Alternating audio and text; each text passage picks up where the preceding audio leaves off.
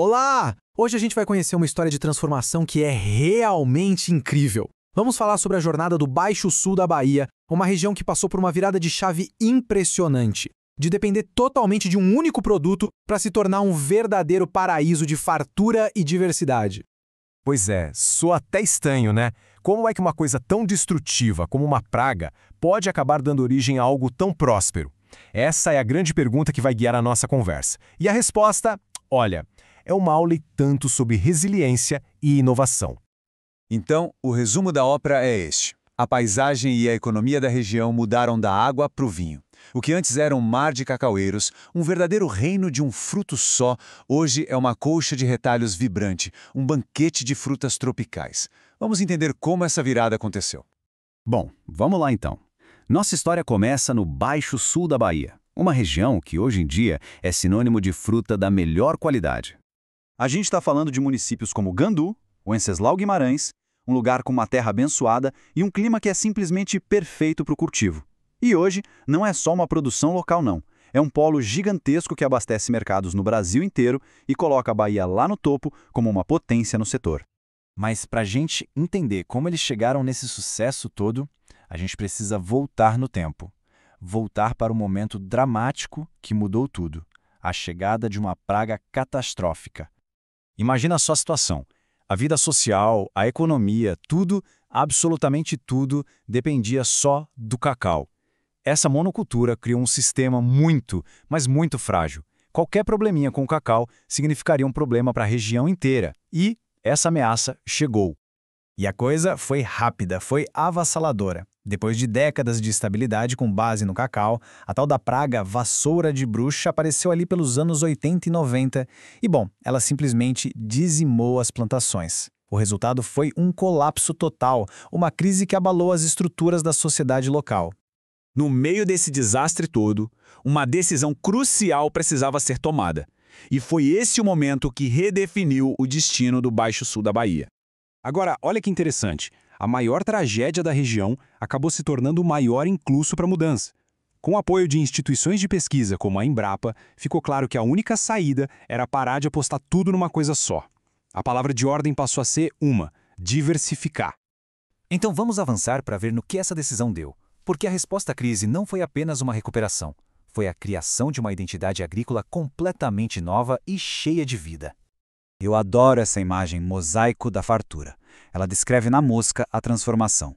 Onde antes era tudo igual, monótono, de repente virou essa explosão de cores, de sabores e de oportunidades, aproveitando o clima e o solo perfeitos da região para uma variedade incrível de frutas.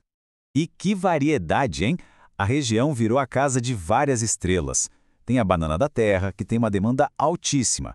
A graviola, que se adaptou, que é uma beleza. E a lista não para por aí não. Tem maracujá, abacaxi e até frutas mais exóticas, como cupuaçu e rambutã. Vamos dar uma paradinha na banana da terra. Ela virou um dos carros-chefes da região, especialmente lá em Wenceslau Guimarães. É uma banana famosa pela qualidade, pelo tamanho, o que acaba garantindo um mercado sólido para os agricultores. E se a banana é um sucesso, a graviola é um fenômeno. No auge, o Baixo Sul da Bahia chegou a ser o maior produtor mundial de graviola. Pensa nisso, sair de uma crise profunda para chegar ao topo do mundo numa nova cultura. Isso mostra o tamanho do sucesso que a diversificação trouxe. Mas como essa transformação incrível se tornou sustentável? Não foi por acaso não. Foi resultado de uma estratégia muito bem definida que se baseou em 3 pilares fundamentais. E aqui estão eles. O primeiro pilar foi usar a cabeça, tecnologia e pesquisa. A Embrapa foi crucial, ajudando a identificar que frutas se adaptariam melhor e a desenvolver jeitos de cultivar mais eficientes e resistentes. Não era só plantar, era plantar com ciência. O segundo pilar foi a união, o cooperativismo. Os agricultores sacaram que sozinhos eram frágeis, mas juntos tinham força. Eles se uniram em cooperativas para comprar insumos mais baratos e, principalmente, para vender a produção em conjunto, conseguindo preços melhores e acesso a mercados muito maiores. E o terceiro, que foi uma sacada de mestre, foi a agregação de valor.